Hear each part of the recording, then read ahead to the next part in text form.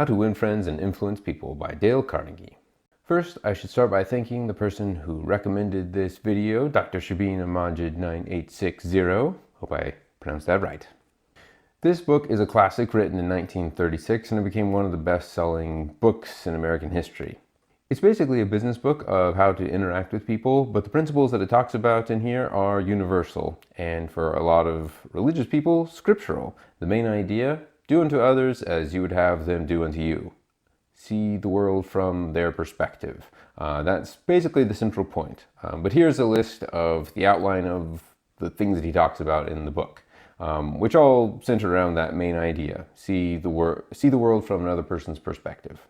So the list is a reasonable summary of the whole book. Like, for each of these points, he picks a historical figure or an anecdote from his personal life, and you have about 5 of them for each of the things on the list, and there's the book. On the one hand, I love the central message of the book. If everyone followed the advice in this book, 99% of the problems in the world would be solved almost overnight. I think of a place like the US Congress, and I feel like they read this book and decided to do the exact opposite of every single thing that he said. It's really quite something. If I were president, I would have everyone in Congress read this and apply it and take a comprehension test over it or something, because this is the answer, I think, to a lot of issues that we're facing.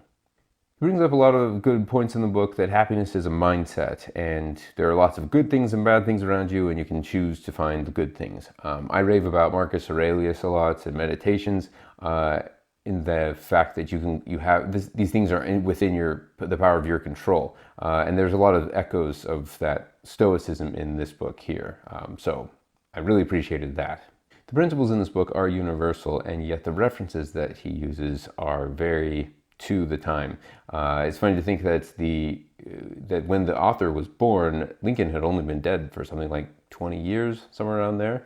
And so he has this mythical status. And the other good guys in this book that he uses for his good examples in the story are people like Teddy Roosevelt, Taft, and Rockefeller, and Carnegie, like people that aren't brought up as much as they used to be. The villains of the story are Al Capone, John Dillinger, and it makes me wonder, if this were redone today, who the classic good guys and bad guys would be. Who are the references that we'd be bringing up?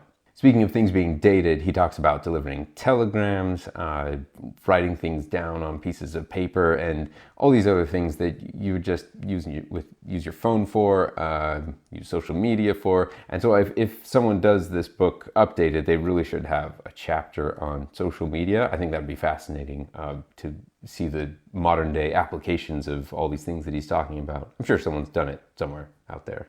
I think my biggest issue with the book is that for each of these principles, which I think are true and they work well, he has some story that can tend to stretch the imagination a bit of what's actually possible. So here's an example that he didn't use, but I expected him to say something like this at some point in the book. Years ago, I decided to walk into the police station and insist they arrest me immediately because I'd been laundering money from my basement for the past 10 years.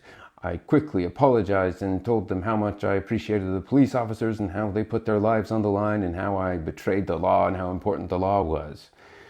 Well, the police officer looked at me because he didn't expect such a response, and he said, "Well, the economy hasn't been doing well and you're trying your best." Then he told me that if I stopped the money laundering business at once and tried to make amends the best that I can, that we'd just forget the whole thing. Then he handed me a box of chocolates, and we're still friends to this day. I mean, there are some limits to what being nice to people can get you. And speaking of outcomes, there's a fine line between doing something because of the sense of satisfaction in just doing it versus doing it because you're trying to get something. He does talk about this in the book because he makes a strong point that you have to be sincere. You can't just flatter people. You can't just throw out the things that you know that people want to hear. You have to really mean it, and you have to be authentic in what you're telling people. On the other hand, a lot of his stories end with, "I was nice to this person and it turns out I got exactly what I wanted." It's a fascinating moral question to me, because I really don't know how you separate doing something for the sake of the goodness of it versus the outcome, because in a lot of these examples that he's talking about, it's kind of a fuzzy distinction. Immoral people can use this as a handbook for their manipulative tactics, and good people can use it as a positive encouragement to see the good side of people and to be a positive force in the world. Let's call it reader's choice. I'm going to go with the latter and give this book 4 stars.